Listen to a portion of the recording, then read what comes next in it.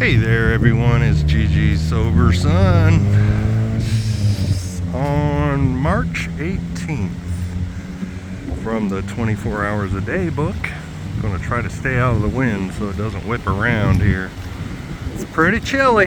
I think it's only about 50 degrees now, and we're going to have a couple of chilly days. It's all chicken but the beak.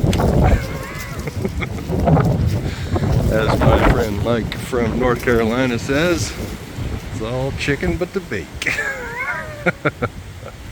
And here we are at Choctawhatchee Bay. When we alcoholics first come into AA and we face the fact that we must spend the rest of our life without liquor, it often seems like an impossibility to us. So AA tells us to forget about the future and take it one day at a time. All we really have is now. We have no past time and no future time. As the saying goes, yesterday is gone, forget it. Tomorrow never comes, don't worry. Today is here, get busy. All we have is the present. The past is gone forever and the future never comes. When tomorrow gets here, it will be today. Am I living one day at a time? Yeah, I love the old saying, yesterday's history, tomorrow's a mystery. Today is a gift. That's why it's called the present. That old chestnut, it's my favorite. And when I am fully present, I can be of maximum service to God and those who He puts in my life. And that is where true spirituality happens, I think. Being in the moment, as each moment unfolds, doing the next right thing. Meditation for the day. Persistence is necessary if you are to advance in spiritual things. By persistent prayer, persistent, firm, and simple trust, you achieve the treasures of the Spirit. By persistent practice, you can eventually obtain joy, peace, assurance, security, health, happiness, and serenity. Nothing is too great in the spiritual realm for you to obtain if you persistently prepare yourself for it. Boy, that's a lot of promises there, man. That's joy, peace, assurance, security, health, happiness, and serenity. And that's by persistent practice. And it keeps coming back to the theme of the book I've been reading, Atomic Habits. And it's just small atom-sized habits that accumulate and become automated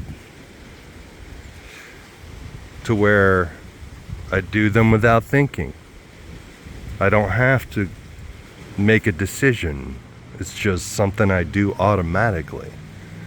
And that practice of daily connecting with my higher power, it's one of the first things I do when I get up, is get on my knees. I don't just get on my knees.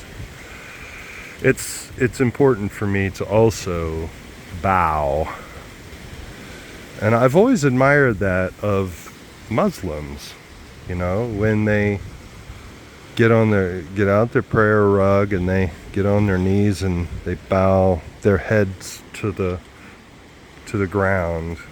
And I witnessed that in Saudi Arabia and to watch these, because we would receive all our fuel by way of tank trucks, and there would be tank trucks lined up with all these usually third country nationals driving them. For miles they would be lined up, and when the prayer time would happen, man, they'd get out of their trucks and lay their mats down and bow down, you know. And I've heard it recently also presented as a way to upgrade my worship, in that, you know, just to reorient myself, and it just appealed to me. It finally appealed to me. And but whereas before I always felt like it was an act of piety for piety's sake. Basically, I'm trying to get good for God. Rather now, it's more of an acceptance that I do need to regularly orient myself on the God of my understanding. And that is one act of persistent practice that enables me to go ahead and do that. So, prayer for the day. I pray that I may persistently carry out my spiritual exercises every day. I pray that I may strive for peace and serenity.